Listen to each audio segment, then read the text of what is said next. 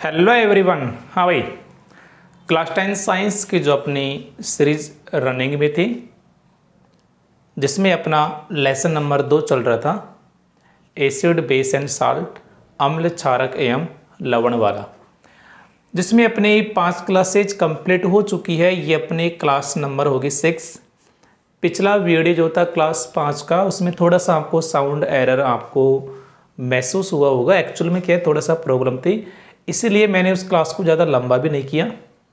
आधा घंटे क्लास मैंने लिया था वही। तो चलो आगे चलते हैं। अपना उसमें टॉपिक डिस्कस कर रहे थे अपन पीएच स्केल का, तो वो ना टॉपिक कंप्लीट नहीं हुआ है अभी। उसके अंदर अपन ने पहले तो कुछ सामान्य जानकारी डिस्कस की थी, फिर सामान्य जानकारी के बाद में अपन ने पीएच स्केल की विशेषताएं डिस्कस की थी। बस इतना ही कर पाए थे अपन लास्ट वीडियो में। आगे उस टॉपिक को कंटिन्यू करते हैं और उस टॉपिक के अंदर आगे अपन लेते हैं कुछ पदार्थों के पीएच मान। ठीक है, टॉपिक स्टार्ट करने से पहले आपके लिए बेहद इंपॉर्टेंट जानकारी। देखिए, सारी क्लासेज यूट्यूब पर फ्री ऑफ कॉस्ट अवेलेबल है। एकदम बेसिक से कॉन्सेप्ट से एकदम अच्छी लैंग्वेज के अंदर नोट्स लिखवाए जा रहे हैं। यदि आपको ये नोट्स चाहिए, नोट्स की पीडीएफ चाहिए, तो प्ले स्टोर से गुरु एकेडमी एप्लीकेशन इंस्टॉल कर लेना और वहाँ पर आपको कोर्स नोट्स वाला जो कोर्स है वो मिल जाएगा। साथ ही पुराने साल के क्वेश्चंस भी अवेलेबल है, वो भी आप लोग परचेज करना चाहिए और करना ही चाहिए भाई, एक अच्छी तैयारी के लिए। क्योंकि पिछले साल कैसे क्वेश्चन पूछे गए हैं, कौन कौन से क्वेश्चन पूछे गए हैं, यदि ये भी आप लोग निकाल लेते हो तो आपका अच्छा स्कोर बनाने से कोई भी नहीं रोक सकता भाई, है ना। जो नोट्स वाला कोर्स है उसके अंदर अभी बच्चों के यानी स्टूडेंट्स की राइटिंग की नोट्स है। हालांकि नोट्स मेरे ही हैं, लेकिन स्टूडेंट्स की राइटिंग में तो वो तो अवेलेबल रहेंगे। अब मैं धीरे धीरे क्या कर रहा हूँ, सेल्फ मेरी खुद की राइटिंग के अंदर लेसन 1 फिर लेसन 2, तो धीरे धीरे ना नोट्स तैयार कर रहा हूँ, उनको अपलोड करेंगे, है ना। तो वो तो रहेंगे, जो ओल्ड जो नोट्स पीडीएफ है वो तो रहेगी, न्यू पीडीएफ भी ऐड हो जाएगी भाई। ठीक है, और जो प्रीवियस ईयर क्वेश्चन है उसमें इस साल के भी ऐड नहीं है, मैंने आज तैयार कर लिए हैं वापस पीडीएफ के अंदर। जो पुराने साल के जो क्वेश्चन थे उनमें 2025 वाले क्वेश्चन भी ऐड कर लिए हैं। अब सिर्फ पीडीएफ बनाना बाकी है और अपलोड करना बाकी है। ठीक है, तो 2-4 दिन के अंदर वो कंप्लीट काम हो जाएगा। तो आराम से आप लोग कोर्स ज्वाइन कीजिए और अपनी तैयारी को मजबूत कीजिए भाई। तो चलो आगे चलते हैं अपन। जो टॉपिक हमारा चल रहा था पीएच स्केल का, उसके अंदर हमारी न्यू हेडिंग है, स्टार लगा के लिख रहा हूँ, कुछ पदार्थों के पीएच मान। कुछ पदार्थों के पीएच मान।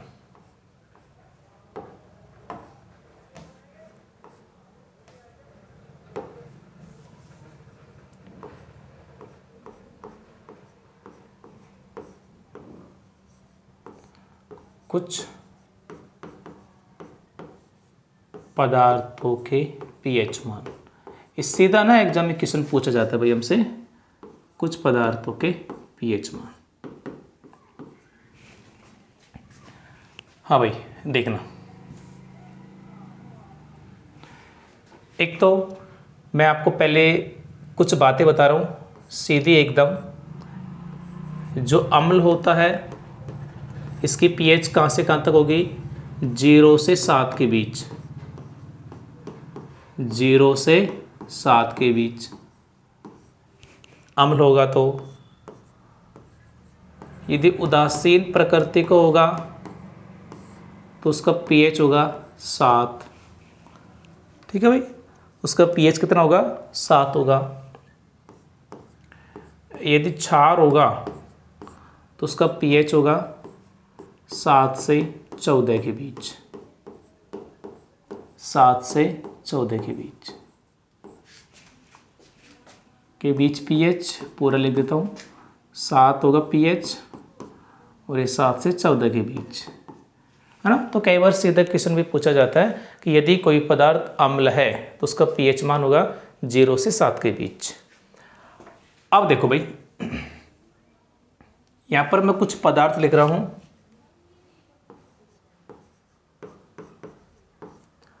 और यहां पर लिख रहा हूं मैं पीएच मान।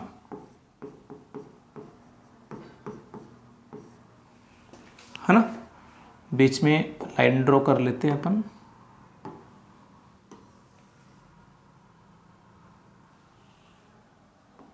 हाँ भाई, सबसे पहला खून, जिसे हम रक्त भी कहते हैं, आंसू, लार। लेकिन ये वो लार है खाना खाने से पहले। खाना खाने से पहले, खाना खाने से पहले की लार की बात करेंगे तो इसका पीएच मान होता है 7.4,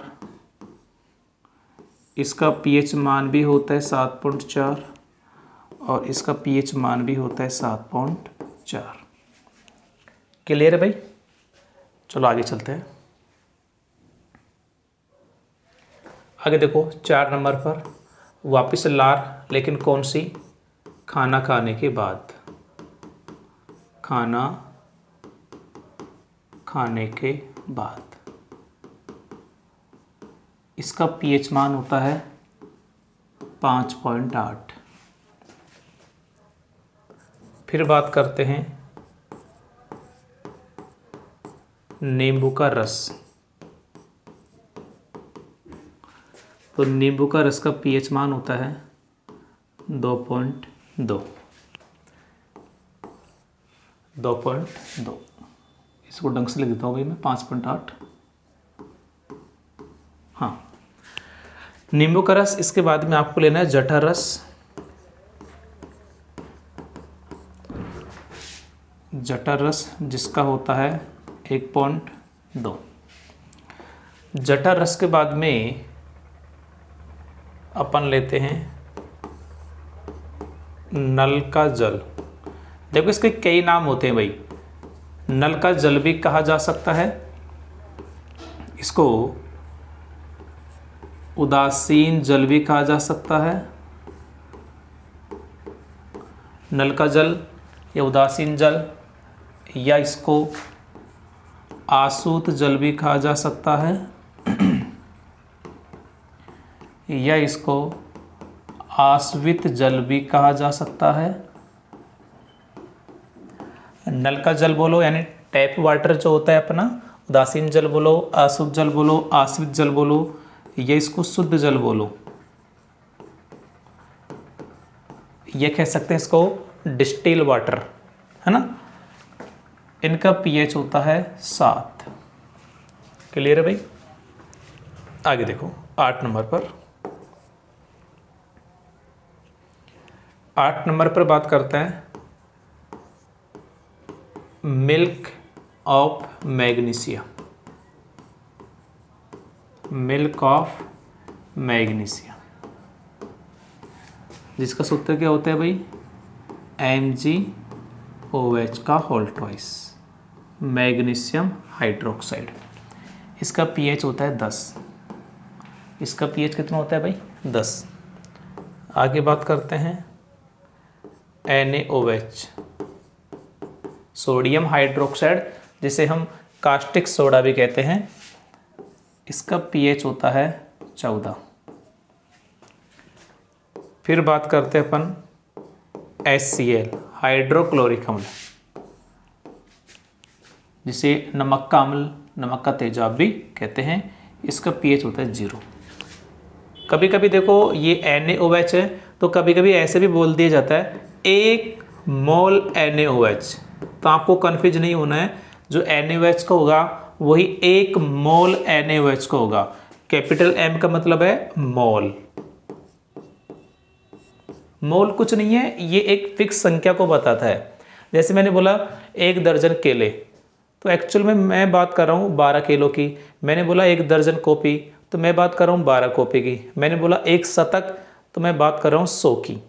तो वैसे ही 1 मोल है ना, वो एक फिक्स क्वांटिटी को बताता है। कितना? 6.022 इंटू 10⁻23 कण, इसको बताता है ये। ठीक है, इतनी वैल्यू होती है इसकी। तो 1 मोल NaOH का पीएच बात करें तो ये 14 होगा। सेम ही होगा, कन्फ्यूज होने की आवश्यकता नहीं है। सेम कई बार ऐसे पूछ लिया जाता है 1 मोल HCl, तो जो HCl का होता है 0 वही इसका होगा सेम, कन्फ्यूज होने की आवश्यकता नहीं है। इसके अलावा आपको क्या क्या याद रखने हैं और मैं यहाँ पे लिख रहा हूँ, जैसे गाजर का रस, गाजर का रस, तो ये होता है लगभग 4, ये सिंबल किसका है, लगभग का। और एक और याद रखना है आपको, टमाटर का रस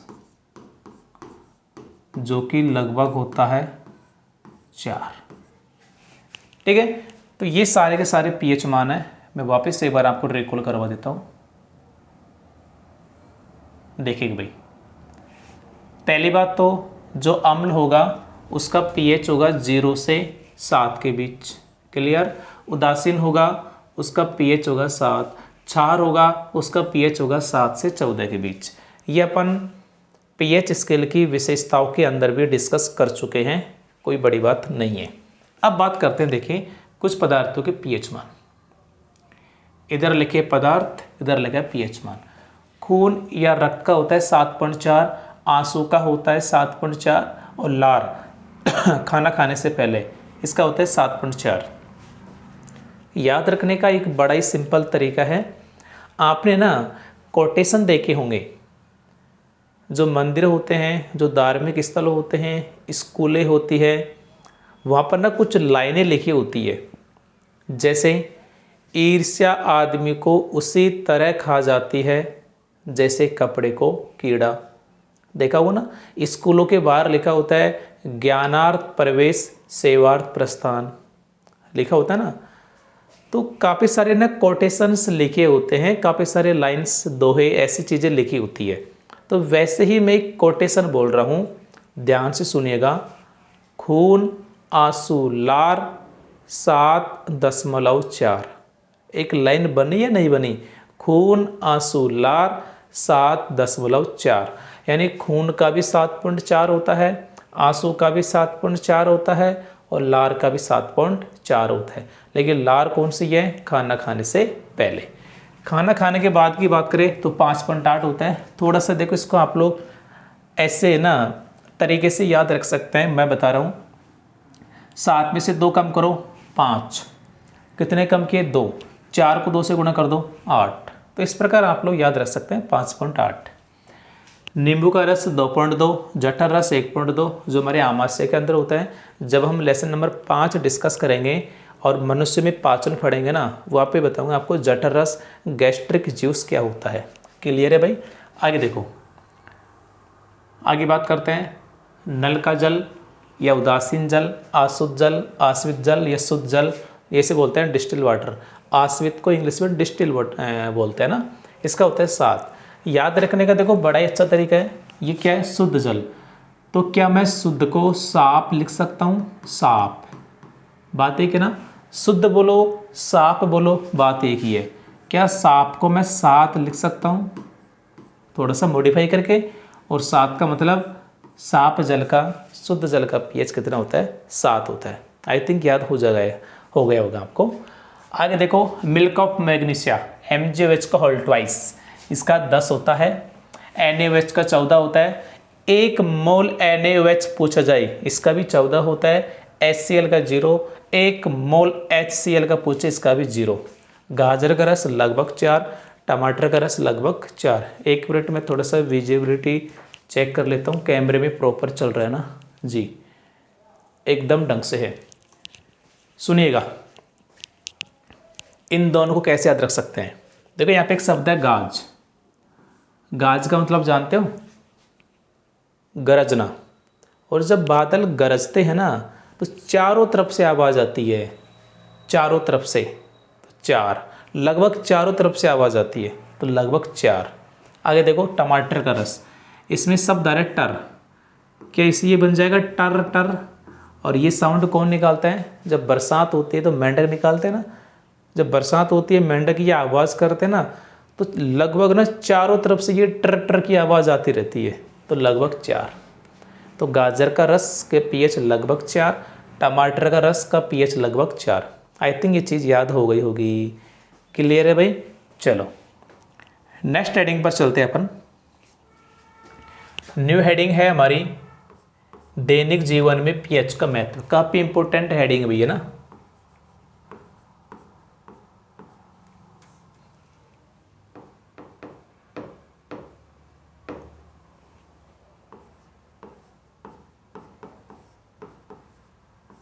दैनिक जीवन में पीएच का महत्व। हमारा जो डेली लाइफ होता है, जो डेली रूटीन होता है, इसके अंदर ना पीएच जो होता है ना 0 से 14 के बीच, इसका बड़ा रोल होता है। कैसे कैसे सुनिएगा। तो पहले मैं तो एक लाइन लिख देता हूँ, फिर सारे पॉइंट अपन लिखते जाएंगे कहाँ कहाँ पे इसका यूज है। तो पहले मैं वो लाइन लिख देता हूँ भाई, दैनिक जीवन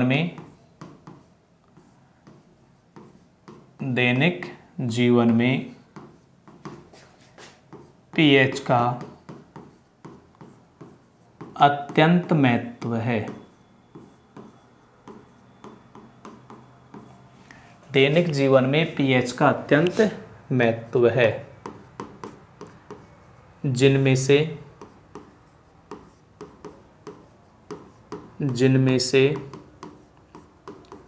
कुछ निम्न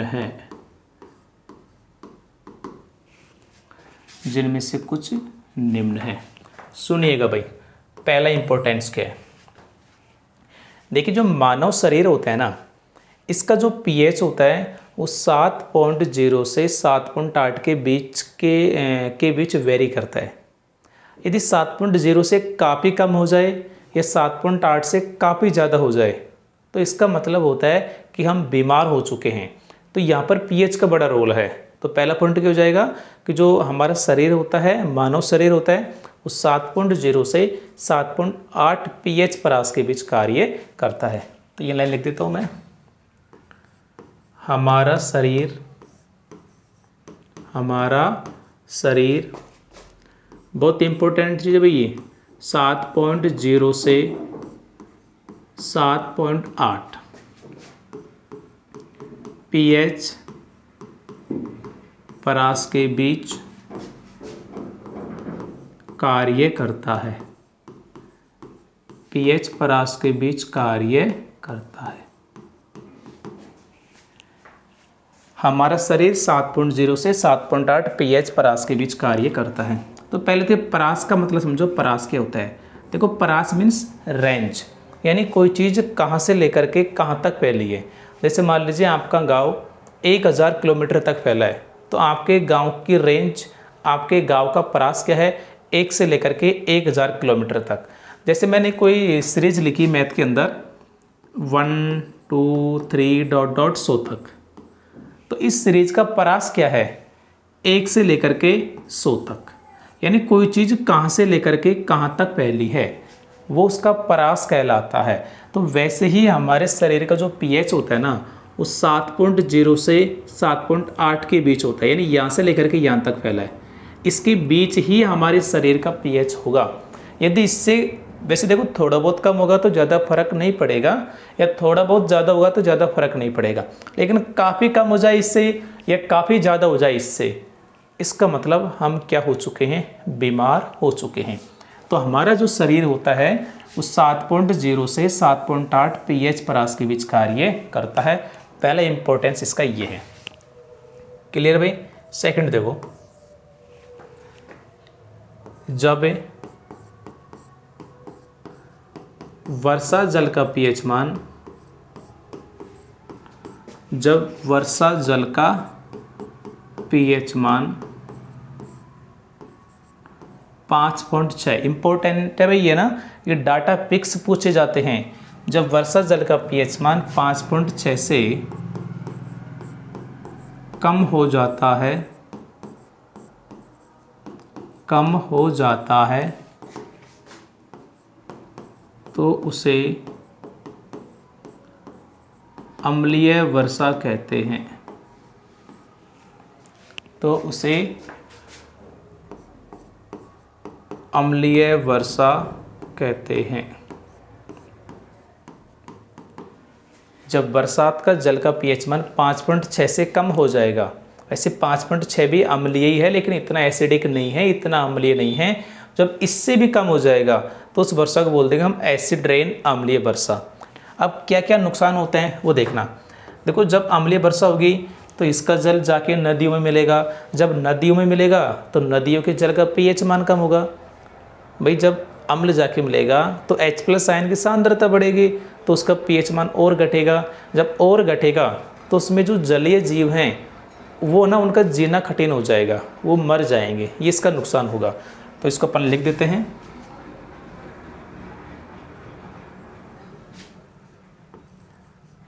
जब अम्लीय वर्षा का जल, जब अम्लीय वर्षा का जल नदियों में जाकर मिलता है, जब अम्लीय वर्षा का जल नदियों में जाकर मिलता है तो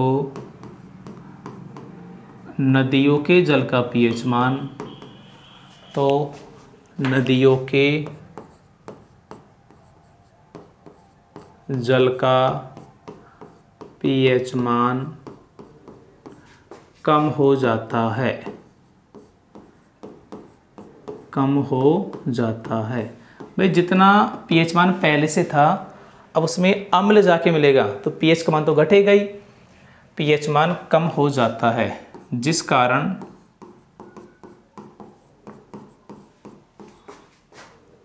उसमें रहने वाले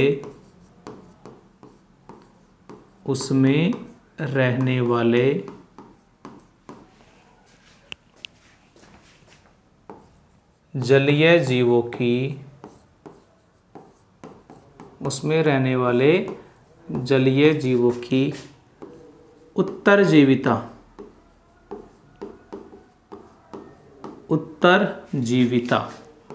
कठिन हो जाती है, उत्तरजीविता कठिन हो जाती है। उत्तरजीविता कठिन होने का मतलब है, उत्तरजीविता का मतलब होता है जीवन यापन करना। उनका जीवन यापन करना क्या हो जाएगा, कठिन हो जाएगा, क्योंकि जिस जल में रह रहे थे, जिस पीएच मान पर रह रहे थे वो उनके लिए सूटेबल है। जैसे अम्लीय जल जाके मिला, पीएच का मान घट जाएगा और उनका जीना कठिन हो जाएगा। दैट मीन्स उत्तरजीविता कठिन हो जाएगी। क्लियर है भाई? तीसरा पॉइंट देखो। हाँ भाई, तीसरा पॉइंट देखना। मान लीजिए, देखिए दो फसल है ए और बी, ठीक है। ए जो फसल है ना, ये पीएच मान 4 पर अच्छे से होती है। यदि मिट्टी का पीएच मान 4 होगा तो उस मिट्टी में ए वाली फसल अच्छी होगी, और बी फसल तब अच्छी होगी जब उस मिट्टी का पीएच मान 8 होगा। यदि मिट्टी का पीएच मान 4 होगा तो ए वाली फसल बेटर होगी, अच्छी पैदावार होगी, और यदि मिट्टी का पीएच 8 होगा तो बी फसल होगी। तो क्या मुझे बताओ, हम मिट्टी का पीएच मान ज्ञात करके उचित फसल का चयन नहीं कर सकते क्या? भाई, इस मिट्टी का पीएच मान कितना है और इस पीएच पर कौन सी फसल अच्छी होती है, तब हम उसी फसल को उगाएंगे भाई, ताकि अच्छी पैदावार प्राप्त हो। मिट्टी का पीएच 4 है, फसल उगा दी बी वाली जिसके लिए 8 चाहिए, तो पैदावार अच्छी नहीं होगी। ठीक है, तो अच्छी उपज के लिए मिट्टी का पीएच से मान ज्ञात कर लेते हैं, है ना भाई? एक मिनट।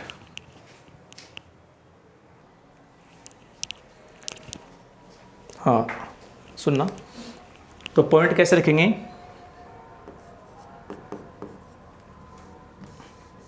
अच्छी उपज के लिए, अच्छी उपज के लिए, अच्छी उपज के लिए पौधों को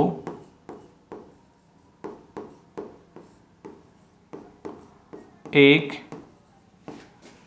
विशिष्ट पीएच परास की,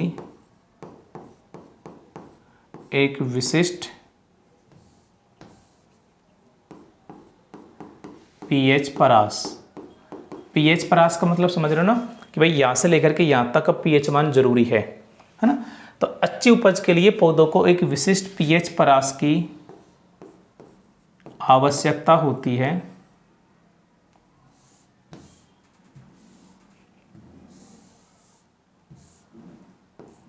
एक विशिष्ट पीएच परास की आवश्यकता होती है। अच्छी उपज के लिए पौधों को एक विशिष्ट पीएच परास की आवश्यकता होती है। अतः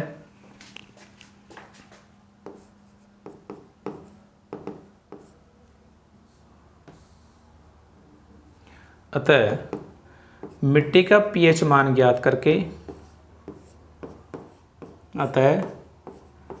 मिट्टी का पीएच मान ज्ञात करके उचित फसल का चयन किया जाता है। उचित फसल का चयन किया जाता है।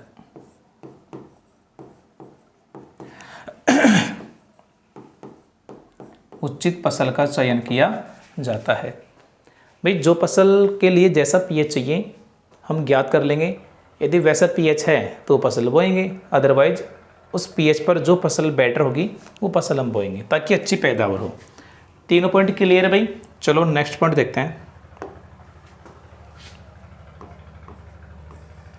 हाँ भाई देखना, आपको पता है हमारा जो मुंह होता है, लार होती है, लार जो होती है ना, खाना खाने से पहले उसका पीएच मान होता है 7.4 और खाना खाने के बाद हो जाती है 5.8। खाना खाने से पहले 7.4, खाना खाने के बाद में 5.8, और जब हम खाना खा चुके होंगे तो वापस कितनी हो जाएगी? 7.4 हो जाएगी। लेकिन कई बार क्या होता है कि हमारा जो मुंह का पीएच मान होता है ना वो 5.8 ही रह जाता है। कारण क्या होता है, जैसे मान लीजिए हमने भोजन खाया है ना, जो भोजन के कण हैं वो दांतों में रह गए, दांतों के चिपक गए, हमने मुंह को अच्छे से साफ नहीं किया तो वहाँ पर क्या एक आवरण बन जाता है, दंत पलाक बन जाता है। उस दंत पलाक के कारण क्या होगा, जो 5.8 है ना वो 7.4 नहीं हो पाएगा। अब ये 5.8 को 7.4 करता कौन है? ये लार करती है। भाई जैसे हमने भोजन खाया, भोजन की लेयर दांतों पर छा गई, अब 5.8 को 7.4 करेगी लार, लेकिन वो लार है ना दांतों तक पहुँच ही नहीं रही। जब लार दांतों तक नहीं पहुंचेगी तो 5.8 7.4 नहीं होगा। और जैसे जैसे दांतों का पीएच मान इससे कम होता जाएगा और जब 5.5 से कम हो जाएगा, 5.5 से कम होता जाएगा तो दांत है ना नष्ट होने लग जाएंगे। ठीक है, तो यहाँ पर भी पीएच का बहुत रोल है। तो ये बातें लिख देता हूँ मैं। जब दांतों का पीएच मान, जब दांतों का पीएच मान, ये हम कह सकते हैं मुंह का पीएच मान, बात एक ही है भाई ना। जब दांतों का पीएच मान या मुंह का पीएच मान 5.5 से कम हो जाता है तो 1 मिनट रुकिएगा भाई, 1 मिनट, 1 मिनट। 5.5 से कम हो जाता है तो दांतों का क्षय प्रारंभ हो जाता है। तो दांतों का क्षय, क्षय का मतलब होता है नष्ट होना।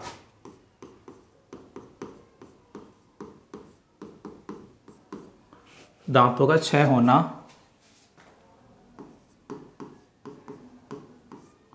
प्रारंभ हो जाता है।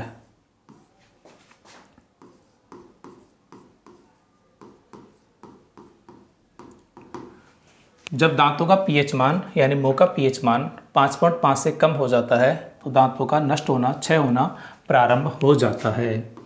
ठीक है, अब इससे बचने के लिए 1 मिनट, अब इससे आपको बचना है तो क्या करेंगे? तो आप लोग जानते हैं कि जो अम्ल होता है ना उसके प्रभाव को क्षार नष्ट करता है और क्षार के प्रभाव को अम्ल नष्ट करता है। तो यहाँ पर हो क्या रहा है, मुंह का पीएच अम्लीय हो रहा है, तो हम क्या करेंगे, ऐसी मंजन लेंगे जो क्षारीय होती है, क्योंकि मुँह का पीएच तो अम्लीय हो चुका है। जब क्षारीय मंजन यूज करेंगे तो वो एक दूसरे गुणों को नष्ट कर देंगे और जो मुँह का पीएच मान है वो लगभग 7.4 यानी 7 के आसपास आ जाएगा और दांत नष्ट होना रुक जाएंगे। तो ये लाइन लिख देते हैं यहाँ पे,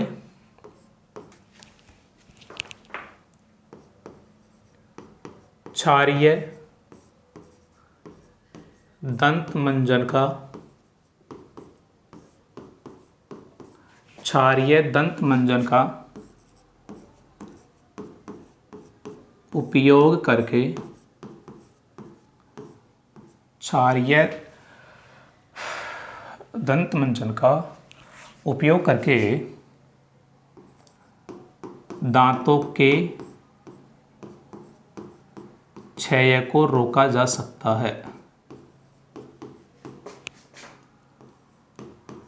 दांतों के क्षय को रोका जा सकता है।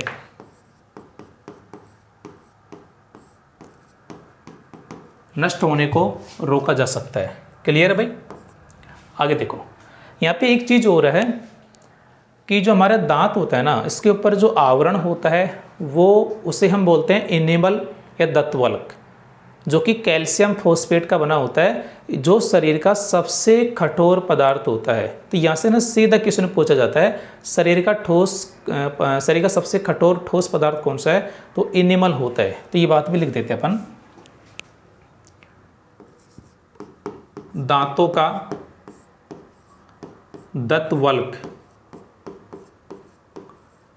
ये जिसे बोलते हैं इनेमल, दंतवल्क बोलो या इनेमल बोलो। दांतों का दंतवल्क या इनेमल शरीर का सबसे कठोर पदार्थ होता है। शरीर का सबसे कठोर ठोस पदार्थ होता है।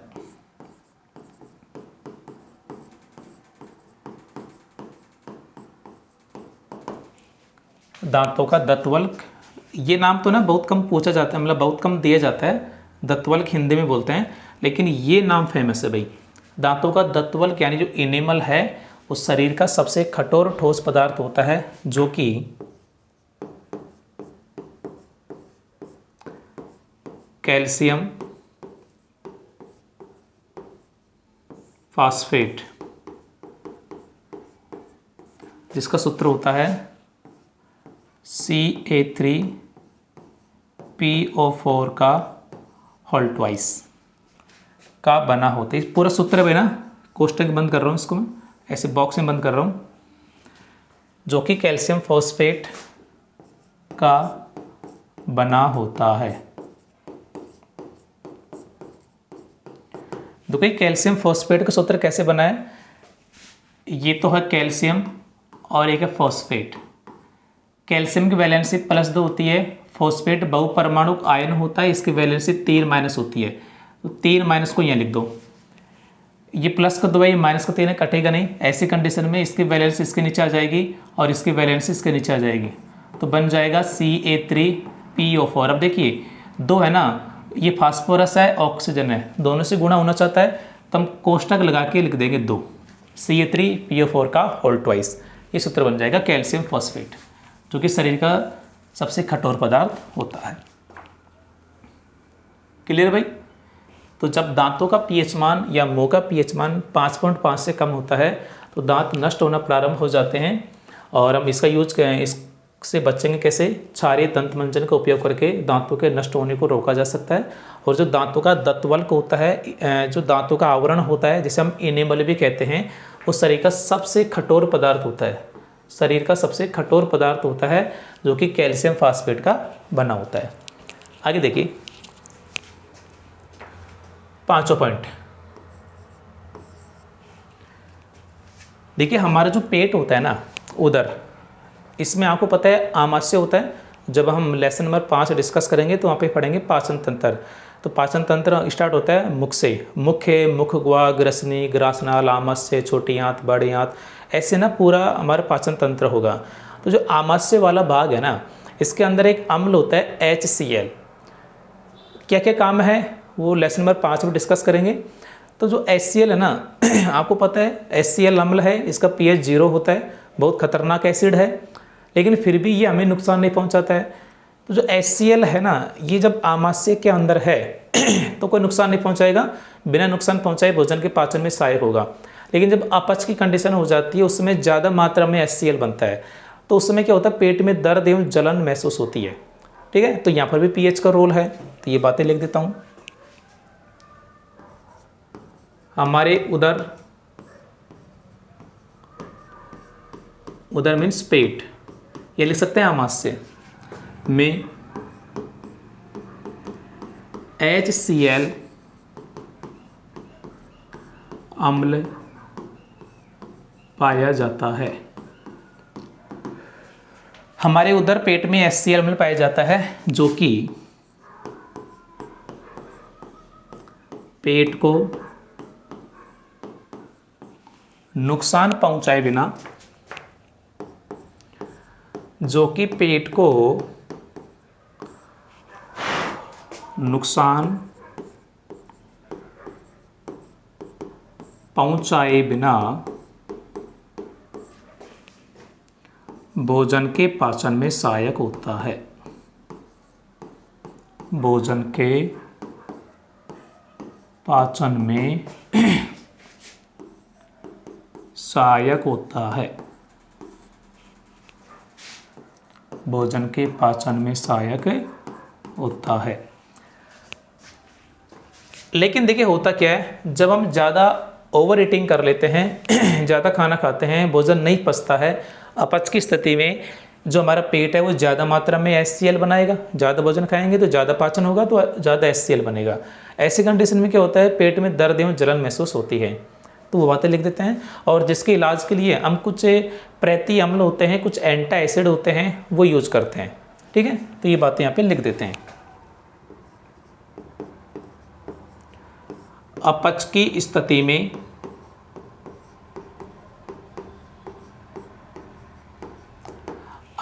स्थिति में हमारा पेट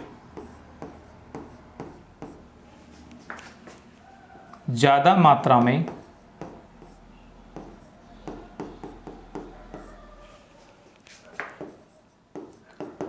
HCl उत्पन्न करता है। अपच की स्थिति में हमारा पेट ज़्यादा मात्रा में HCl उत्पन्न करता है, जिस कारण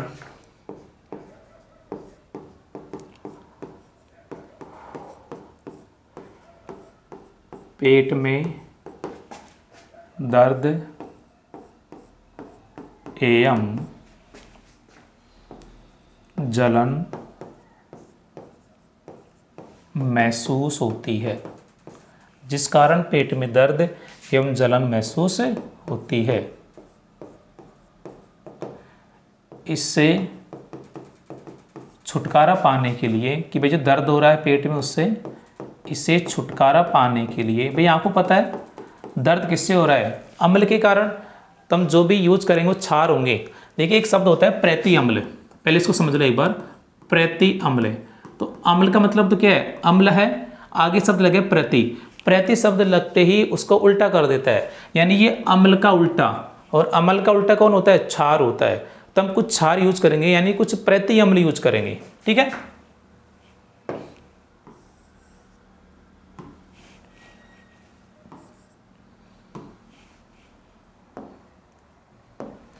हाँ भाई, जलन महसूस होती है, इससे छुटकारा पाने के लिए, आगे नेक्स्ट स्लाइड पर लिखता हूं, छुटकारा पाने के लिए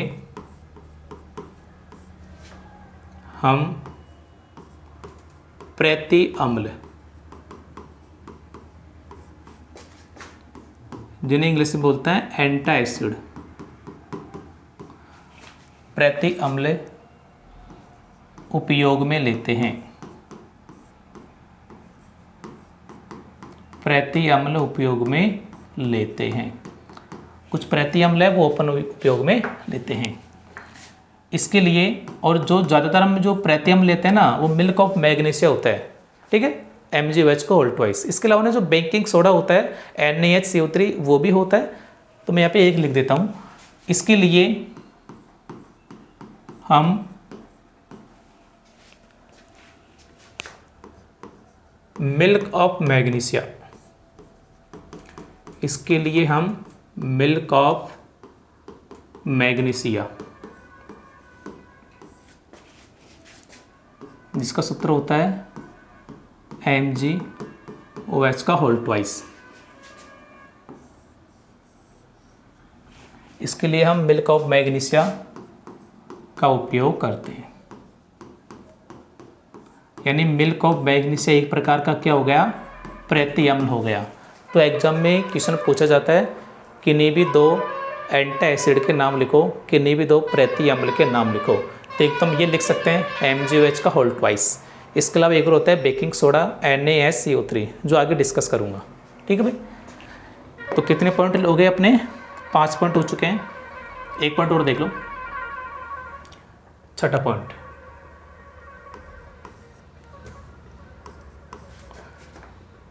जब मधुमक्खी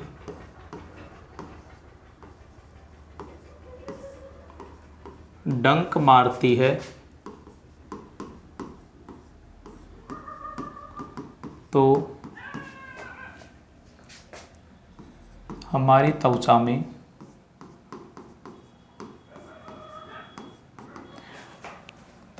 त्वचा में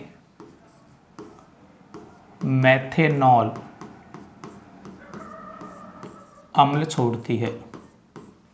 जब मधुमक्खी डंक मारती है तो हमारी त्वचा में मेथेनॉल है,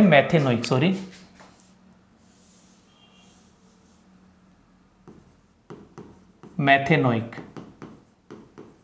जिसे हम फार्मिक अम्ल भी कहते हैं, मैथेनोइक अम्ल छोड़ती है। जब मधुमक्खी डंक मारती है तो हमारी त्वचा में मैथेनोइक अम्ल छोड़ती है, जिसके कारण त्वचा में दर्द, सूजन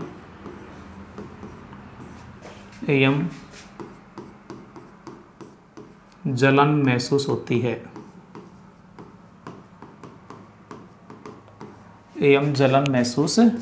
है,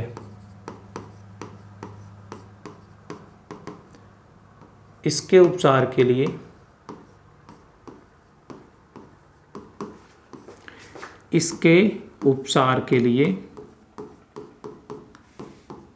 बेकिंग सोडा,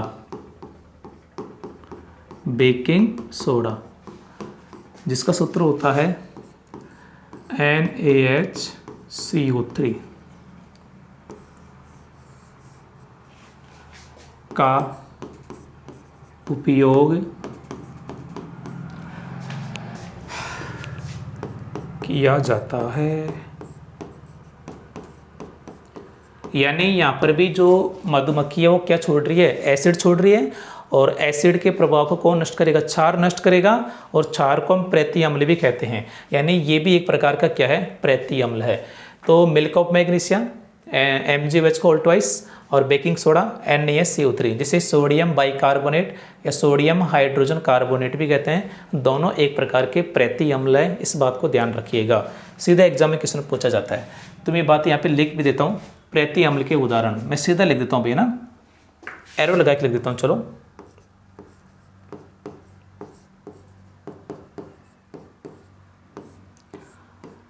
प्रेती अम्ल के उदाहरण,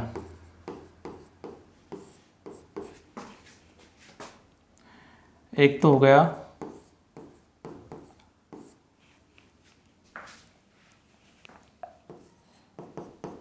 मिल्क ऑफ मैग्नीशिया,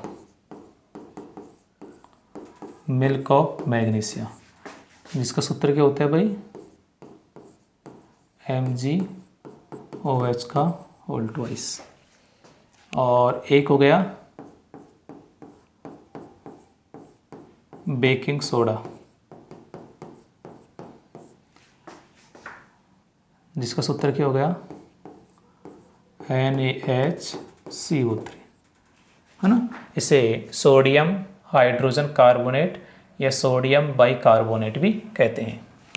क्लियर है भाई। देखो मैं एक नोट और लिखूंगा यहाँ पे, ध्यान रखना।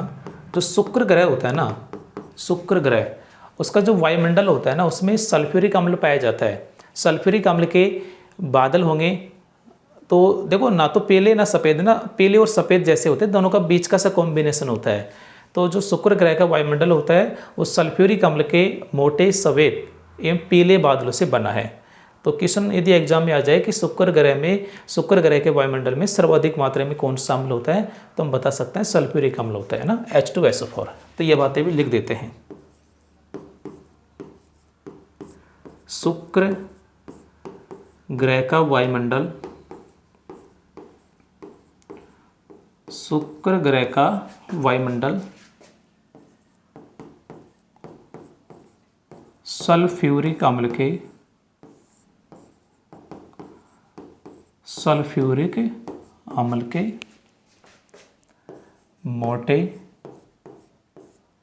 श्वेत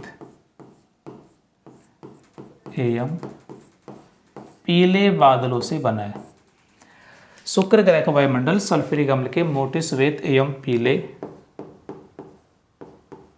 बादलों से बना है।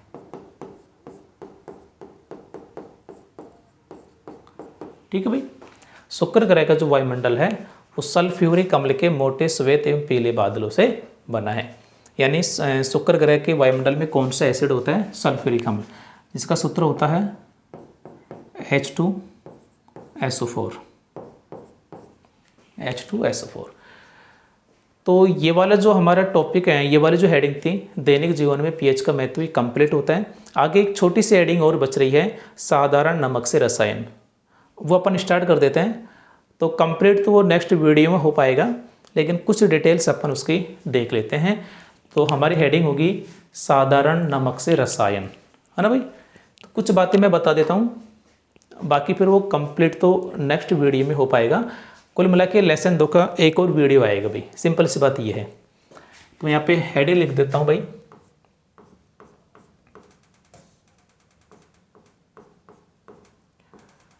साधारण नमक से रसायन।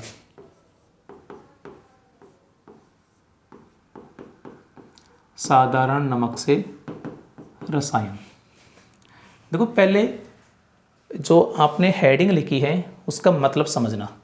साधारण नमक जो होता है ना, साधारण नमक, इसका सूत्र होता है NaCl, सोडियम क्लोराइड। और रसायन का मतलब है कुछ हम केमिकल्स की बात कर रहे हैं, कुछ यौगिक की बात कर रहे हैं।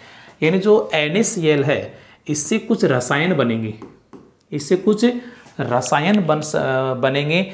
जैसे मैं बात करूं तो अपन लोग पहले बात करेंगे इसके अंदर, सबसे पहले सोडियम हाइड्रोक्साइड,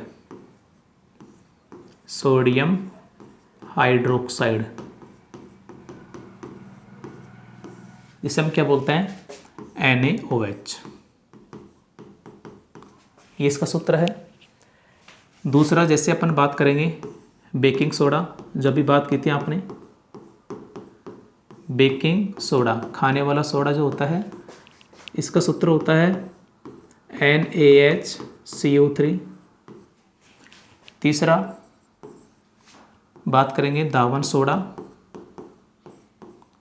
दावन सोडा, जिसका सूत्र होता है Na2CO3.10H2O। इसके अलावा एक हम बात करेंगे विरंजक चूर्ण, विरंजक चूर्ण, जिसका सूत्र होता है CaOCl2। ठीक है भाई। तो साधारण नमक का सूत्र होता है NaCl, इससे कुछ रसायन बनेंगे, उनके बारे में बात करेंगे। कौन कौन से रसायन, जैसे sodium hydroxide NaOH, baking soda NaSCO3, दावन सोडा Na2CO3.10H2O, विरंजक चूर्ण CaOCl2। इनके अलावा एक और डिस्कस करेंगे, लेकिन उसमें NaCl का कोई रोल नहीं है भाई, है ना, वो अपन सेपरेट पढ़ेंगे। और वो है POP, प्लास्टर ऑफ पेरिस। इसका सूत्र होता है CaSO4.1/2 H2। इसमें NaCl का रोल नहीं है, लेकिन अपन अलग से डिस्कस करेंगे इसके बारे में। तो ये सारे पॉइंट हैं, इनके बारे में अपन डिस्कस करेंगे भी। ठीक है, तो ये अपन नेक्स्ट वीडियो में ले लेंगे, सभी को एक साथ कवर हो जाएगा। पहले थोड़ा सा NaCl के बारे में देखेंगे 2-5 पॉइंट, फिर इन सब के बारे में अपन डिस्कस करेंगे, और ज़्यादा नहीं, प्रत्येक के बारे में 5-5 पॉइंट डिस्कस करेंगे। जैसे अपन ने पहला लिया सोडियम हाइड्रोक्साइड, तो सबसे पहले इसका रासायनिक सूत्र जैसे NaOH होता है, फिर रासायनिक नाम सोडियम हाइड्रोक्साइड होता है, फिर इसका सामान्य नाम कास्टिक सोडा होता है, फिर इसको बनाने की विधि कि NaCl से किस प्रकार बनाया जाएगा, और फिर इसके उपयोग। सभी में ये 5-5 पॉइंट पढ़ेंगे अपन। ठीक है भाई, तो आज का वीडियो कैसा लगा लाइक करके बताना है, अधिकतम शेयर करना है और बच्चों को जोड़ना है भाई। Thank you.